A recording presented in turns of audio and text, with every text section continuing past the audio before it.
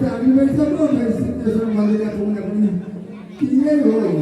ये हो भाई ये राम राम राम पति राम को जरा सा ऊपर ने बच्चों का भाई वो पहला आ तो खाने के टाइम ये बात कहाँ देखी आप लोग का हजुर कहाँ देखी आप लोग का हजुर मतलब भोजपुर देखा बना नहीं बाहर केतरो टाढा भोजपुर देखि आउनु भएछ कसरी आउनु भयो काका हुनुहुन्छ अरू त यसरी नै हिँड्दै हिँड्दै बामी सर्दै सर्दै नानी सिद्धेश्वर मन्दिरमा पुराण छ भनेको सुनेर बुढेसकाल भइसकेको छ बा अनि छोराछोरी छन् छैनन् के छ कसरी आइपुग्नु भन्दै यहाँसम्म बा छोराछोरी त थिए नि हजुर छन् कि थिए के भन्नु हजुर होइन छन् कि थिए भन्ने कुरा बुझेन त बा के हो त्यो खै के भन्नु छन त थिए तर के भन्नु र अब ये दुईटा औँला बुढी औँलाले एउटा काकालाई समाएर सबै दाजु पनि दिए अनि तपाईँको नाममा केही राख्नु भएको थिएन बा केही छैन सबै लिनुभएको थियो यही राखिरहेको मण्डललाई केही छैन हजुर अनि सोच्नु भएन आफ्नो लागि केही राख्नुपर्छ भनेर के हो छकाए फुलाए बा अनि सबै लगे क्या सन्तानै ठुलो भनेको हजुर केही राखेन तर आज यो माथिबाट हिँड्नुपर्नेछ हजुर के भन्नु बा तपाईँको यता कोही आफन्त मान्छेहरू छन् यता कोही सिद्धेश्वर मन्दिरमा आफन्त मान्छेहरू पनि छन् खोइ हेर्दैछु ए जेठी सासु हजुर मैले हजुर राम राम राम सबै बाबु सारी नानी पनि हेर्दै अरे सारी नानी नमस्ते बा यता आएर सब्जी पनि हजुर नमस्ते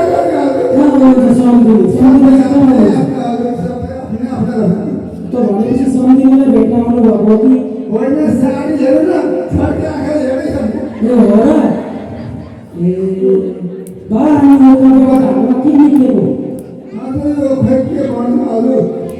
दुध दबाई के बुढी डाली हिर्काकी ए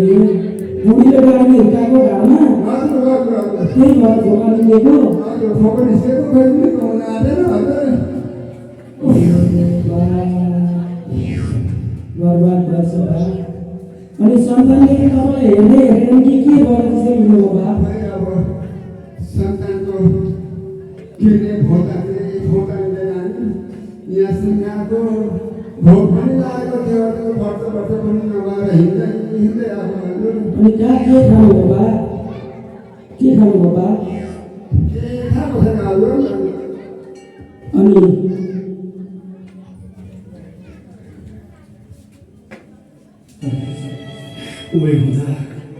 उमेर हुँदा संसारिक माया मान्छे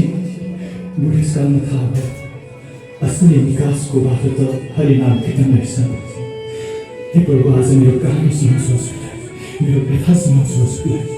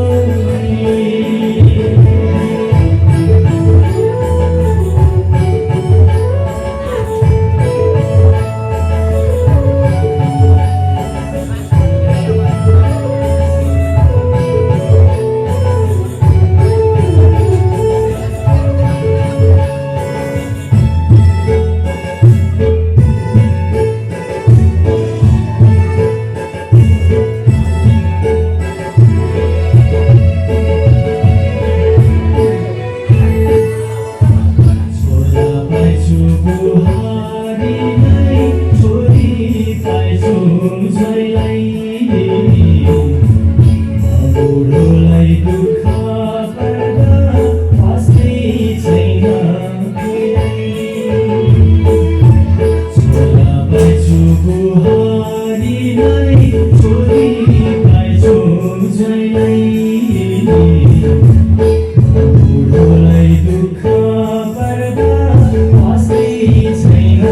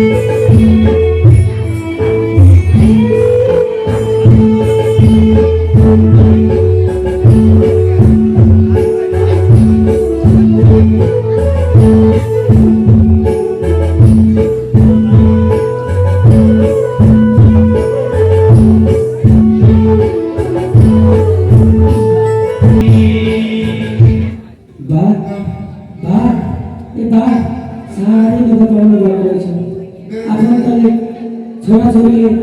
कसैले हेरेनन् बा मैले बेलुका हजुरलाई पुगिसकेको छु मैले पुगिसकेको बा अब के गर्नुहुन्छ वृद्धाश्रममै जानुहुन्छ कि छोराछोरीको घरमा जानुहुन्छ बा अर्को उपाय चाहिँ के छ हजुर त्यही वृद्धाश्रम छ अब त्यही गएर यो रहेको जिन्दगीमा चाहिँ अर्पण गर्छु हजुर राम गरेर म चाहिँ जीवनलाई अर्पण गर्दैछु हजुर बा वृद्धाश्रममै जाने छोराको घर नजाने बा जान्न नानी किन छोराछोरीले हेर्दै हेर्दैन बा मेरो त यो गति हुन्थ्यो हजुरहरू बा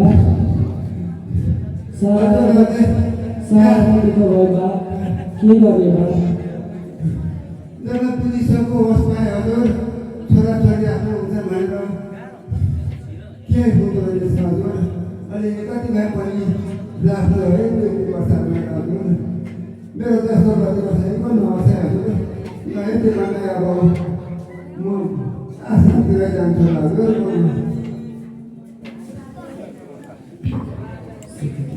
जोरदार जोरदार जोरदार